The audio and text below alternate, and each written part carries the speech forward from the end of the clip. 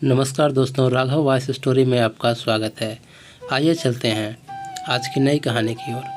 दोस्तों, गरुड़ पुराण से हमें कई तरह की शिक्षाएं मिलती हैं।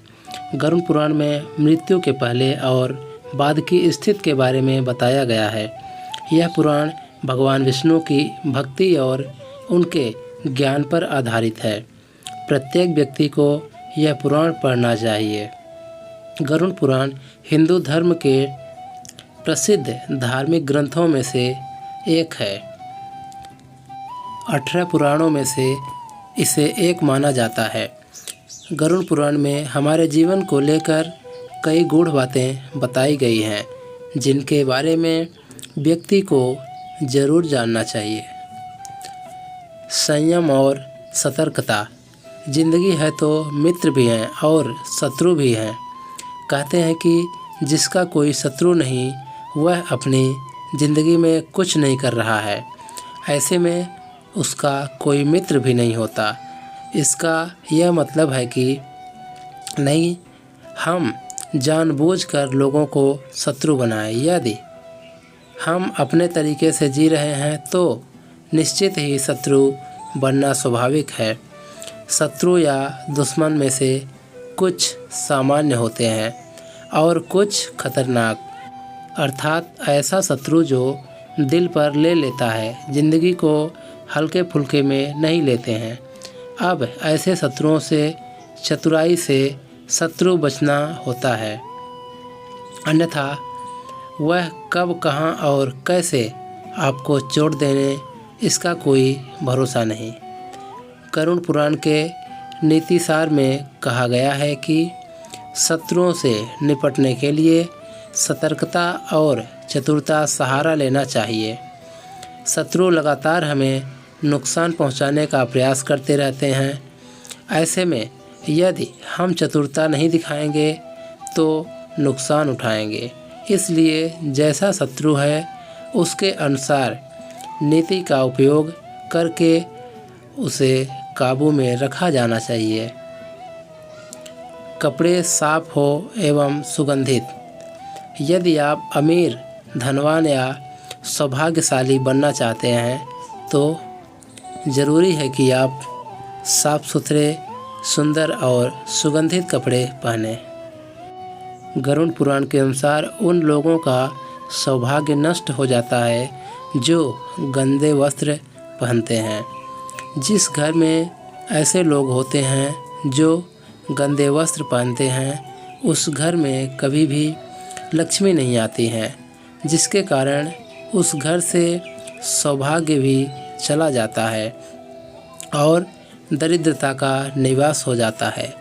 देखा गया है कि जो लोग धन और सभी सुख सुविधाओं से संपन्न हैं, लेकिन फिर भी वह लोग गंदे कपड़े पहनते हैं, उनका धन धीरे धीरे नष्ट हो जाता है। इसलिए हमें साफ एवं सुगंधित कपड़े पहनने चाहिए, जिससे हमारे ऊपर महालक्ष्मी की कृपा बनी रहे। ज्ञान का संरक्षण अभ्यास से। कितना ही कठिन से कठिन सवाल हो, ज्ञान हो, विद्या हो या याद रखने की कोई बात हो, वह अभ्यास से ही संरक्षित रखी जा सकती है। अभ्यास करते रहने से व्यक्ति का उक्त ज्ञान में पारंगत होता है, साथ ही वह उसे कभी नहीं भूलता। जैसे करत करत अभ्यास के जड़मति होत सुजान, रसरी आवत जात सिल पर करत निशान। अर्थात जब रस्सी को बार बार पत्थर पर रगड़ने से पत्थर पर निशान पड़ सकता है, तो निरंतर अभ्यास से मूर्ख व्यक्ति भी बुद्धिमान बन सकता है। अभ्यास के बगैर विद्या नष्ट हो जाती है। यदि ज्ञान या विद्या का समय समय पर अभ्यास नहीं करोगे तो वह भूल जाएंगे।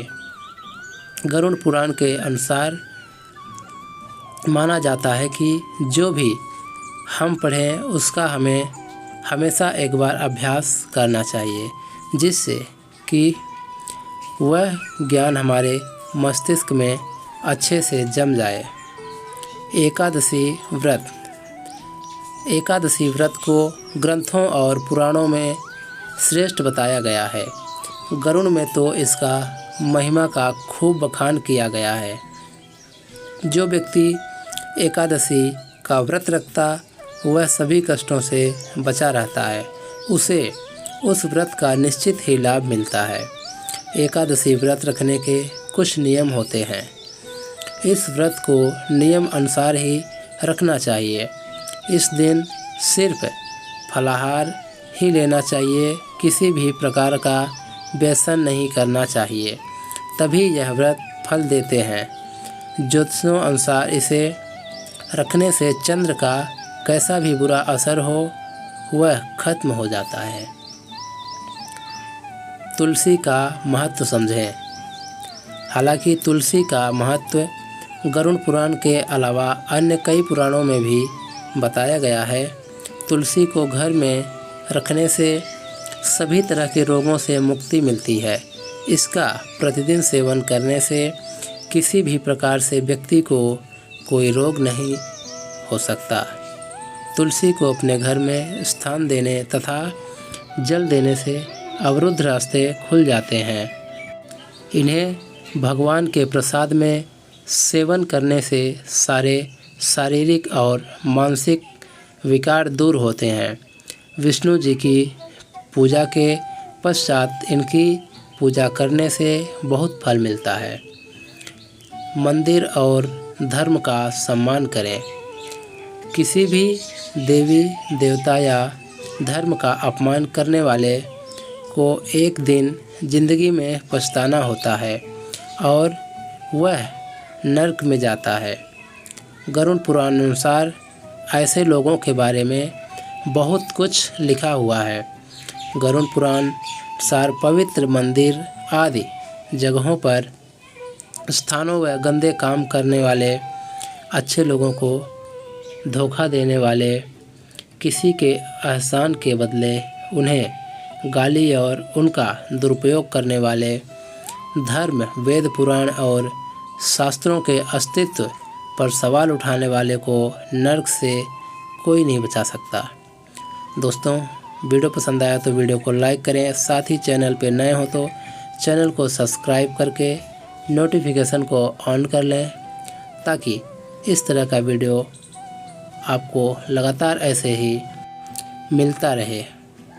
तो मिलते हैं नेक्स्ट वीडियो के लिए। तब तक के लिए जय श्री राम।